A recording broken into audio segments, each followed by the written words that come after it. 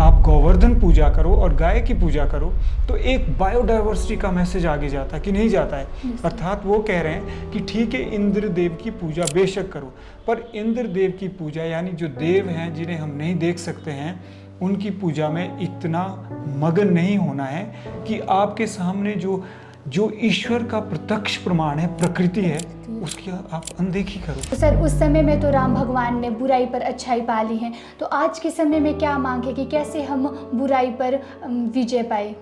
नमस्कार, आप सभी का शिक्षा क्रांति के मंच पर हार्दिक स्वागत है। सबसे पहले मैं आप सभी को दीपावली की हार्दिक शुभकामनाएं देती हूं। जैसे कि आप सभी को पता है, आज धनतेरस है और आज से ही दिवाली शुरू हो गई है। तो इस विषय में आज हम सत्यन सर से जानेंगे कि दिवाली का अर्थ क्या है, इसका ऐतिहासिक पक्ष क्या है तथा इसको मनाने के उद्देश्य क्या होने चाहिए। तो सर, सबसे पहले हैप्पी दिवाली। धन्यवाद। आप सभी को दीपावली की हार्दिक शुभकामनाएं। तो सर, सबसे पहले मेरा आपसे प्रश्न यह है कि दिवाली का अर्थ क्या है?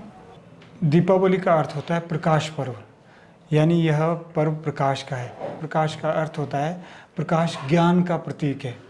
अर्थात प्रकाश पर्व यह संदेश लेके आता है कि हमें अपने लिए प्रकाश का निर्माण करना चाहिए, यानी दीपक बनना चाहिए। और रोशनी बनने के लिए दीपक बनना बहुत ज़रूरी है। दीपक बनकर जलना ज़रूरी है। रोशनी बनने के लिए अपनी लौ की लर्जिश पे काबू पाना होता है प्रकाश करने के लिए। तो यह पर्व यह संदेश लाता है कि हम अपने लिए प्रकाश बनाएं, यानी ज्ञान प्रकाश लें और अपने जीवन को प्रकाशित करें, यानी अंधकार को, अज्ञानता के अंधकार को दूर करें। और यही दीपावली का अर्थ है। तो सर, अब मैं आपसे जानना चाहूँगी कि दिवाली का ऐतिहासिक पक्ष क्या है? बहुत सारे दिवाली के ऐतिहासिक पक्ष हैं। जब हम इतिहास की बात करते हैं तो भारतीय गणना के मुताबिक दिवाली की शुरुआत सतयुग से हुई है। कहते हैं कि दिवाली के दिन देवी लक्ष्मी का प्रादुर्भाव हुआ था समुद्र मंथन से, और इसी दिन विष्णु और लक्ष्मी का विवाह भी हुआ था। और त्रेता युग में इसी दिन राम राक्षस राज रावण का वध कर अयोध्या वापस लौट कर आए थे और अयोध्या वासियों ने उनके अयोध्या आने की खुशी में दिवाली मनाई थी। तो ऐतिहासिक पक्ष इसमें बहुत सारी घटनाएं हैं, बहुत सारी परंपराएं जुड़ी हैं इस दिवाली को लेकर। लेकिन एक बात मैं यहाँ कहना चाहूँगा, भारतीय संस्कृति के संदर्भ में, भारतीयता में यानी भारतीय संस्कृति में हमारी जो ज्ञान परंपरा है वह हर पक्ष, हर पर्व से जुड़ी है। जिस प्रकार से एक दूध होता है, दूध से दही बनती है, मक्खन बनता है, घी बनता है, छाछ बनती है, उसी प्रकार से जो ज्ञान है, ज्ञान साहित्य में भी होता है, इतिहास में भी होता है और धर्म में भी है, दर्शन में भी है। तो यह भारतीयता के संदर्भ में इतिहास को साहित्य से अलग करना बहुत कठिन है। तो जब आपने पूछा है कि दिवाली का ऐतिहासिक पक्ष क्या है, तो मैं तो कहूँगा कि जब हम दिवाली को ऐतिहासिक पक्ष कहते हैं तो साथ ही साथ साहित्यिक पक्ष भी आगे आ जाता है, दार्शनिक पक्ष भी आगे आ जाता है और ज्ञान पक्ष तो आ ही जाता है। जैसा मैं आपसे कह रहा था कि दिवाली जो है प्रकाश का पर्व है, प्रकाश जो है ज्ञान का प्रतीक है, और ज्ञान जो है इतिहास में भी है, साहित्य में भी है, दर्शन में भी है। सभी मतलब ज्ञान की जितनी भी विधा है वहाँ ज्ञान मिलता है, अर्थात वहाँ प्रकाश है, वहाँ दीपावली है। ऐतिहासिक पक्ष बताने के लिए बस इतना मैं कहना चाहूँगा कि जैसे आपने कहा कि आज से दिवाली शुरू हो गई है और आज जो है धनतेरस है, कल छोटी दिवाली है, परसों बड़ी दिवाली है, चौथ गोवर्धन पूजा है और 5वें दिन भैया दूज है। तो दिवाली का पर्व जो है यह 5 दिन तक चलता है और इसका जो मुख्य पर्व दीपावली है उससे जो है ऐतिहासिक घटनाएं जो जुड़ी है, उस सतयुग की एक, जो मैंने आपसे कहा कि लक्ष्मी का प्रादुर्भाव है और लक्ष्मी विष्णु का विवाह है और राम का अयोध्या आना है, और उससे भी बढ़कर यह है कि दिवाली का मतलब है अच्छाई की बुराई पर विजय का भी एक प्रतीक है। तो ऐतिहासिक पक्ष मैं यही कहना चाहूँगा। तो सर जैसे कि आपने कहा कि बुराई पर अच्छाई की विजय का प्रतीक है, तो सर उस समय में तो राम भगवान ने बुराई पर अच्छाई पा ली है, तो आज के समय में क्या मांग है कि कैसे हम बुराई पर विजय पाए? देखिए, जिस प्रकार से मैं भी कह रहा था कि 5 दिन का पर्व है, हर दिन का अपना अपना महत्व है और हर दिन का अपना अपना ऐतिहासिक महत्व भी और साहित्यिक महत्व भी और ज्ञान का भी महत्व है हर दिन। तो हर रोज़ जैसे आज धनतेरस है, धनतेरस का मतलब ही ऐतिहासिक पक्ष देखें तो यह भी सतयुग में ही कहते हैं कि धन्वंतरी भगवान का आज प्रादुर्भाव हुआ था समुद्र मंथन से, वो अमृत का कलश लेकर आए थे। इसीलिए कहते हैं कि आज ही के दिन जो है बहुत सारी परंपराएं जुड़ी हैं, बर्तन खरीदते हैं हम, धन थोड़ा सा खर्च करते हैं। तो आज अगर हमें समाज में इसको बुराई पर अच्छाई की जीत को साबित करना है तो मुझे लगता है कि सबसे पहले तो जैसे आज हम धन्वंतरी भगवान की पूजा आराधना करते हैं। धन्वंतरी जो आरोग्य का देवता है, धन्वंतरी आरोग्य के देवता है। तो हम निरोगी कब हो सकते हैं? जब हम स्वच्छ हो, जब हम साफ सफाई रखें। तो आज के संदर्भ में मैं यही कहना चाहूँगा कि आज अगर हम धनतेरस मना रहे हैं तो कहीं ना कहीं हम धन की शुद्धता का ज़रूर ध्यान रखें। यानी हम बेशक धन खर्चें, लेकिन हम धन की उपयोगिता को, धन को हम स्वच्छता से ग्रहण करें। और धन की शुद्धता तब होती है जब हम धन अच्छे कार्य में भी लगाते हैं। तो यह धनतेरस की हमें शिक्षा लेनी चाहिए। और जितने भी 5 दिन के पर्व है, हर दिवस कोई कुछ ना कुछ शिक्षा लेकर आता है। तो इससे शिक्षा यही मिलती है कि आज अगर हम यह पर्व मना रहे हैं तो हम यह ज़रूर देखें कि धन शुद्धि हो, तन शुद्धि हो, मन शुद्धि हो और हमारा समाज शुद्ध हो। तो सर मतलब आज के समय में जो है वो दिवाली मनाने के मायने बदल गए हैं। मतलब लोग दिवाली को उस तरह से नहीं लेते हैं, मतलब उतनी अच्छाई से नहीं मनाते हैं। इस दिन जुआ और खेला जाता है, मतलब अनेक बुरी आदतें की जाती है।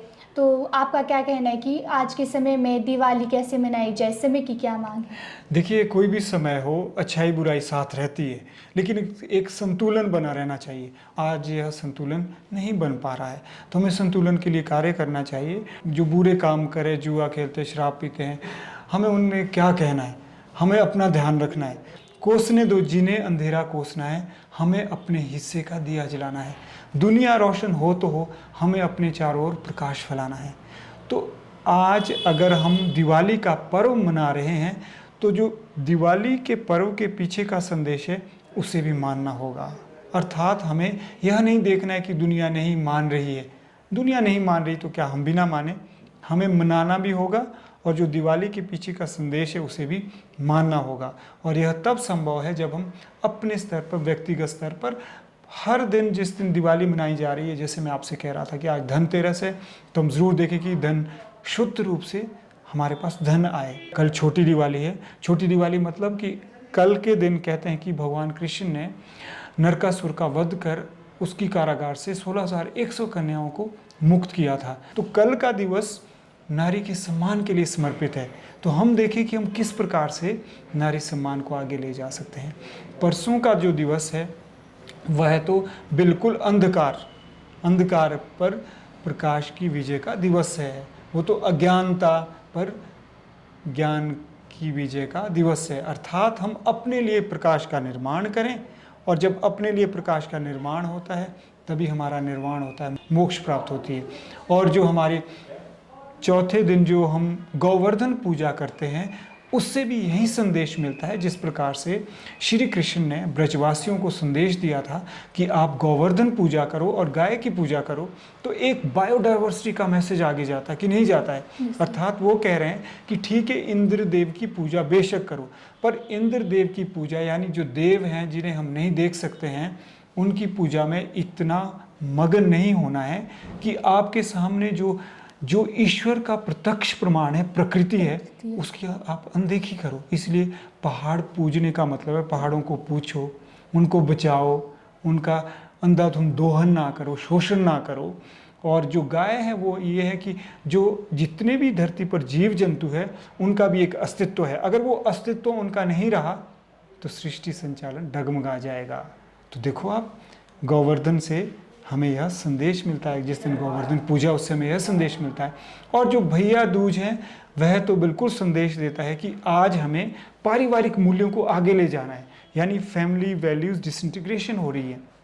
जिस प्रकार से गोवर्धन पूजा में श्री कृष्ण ब्रजवासियों को संदेश दे रहे हैं कि अगर आपकी यात्रा परम की यात्रा है, if you are in the quest of truth, you should not follow abstract pursuit.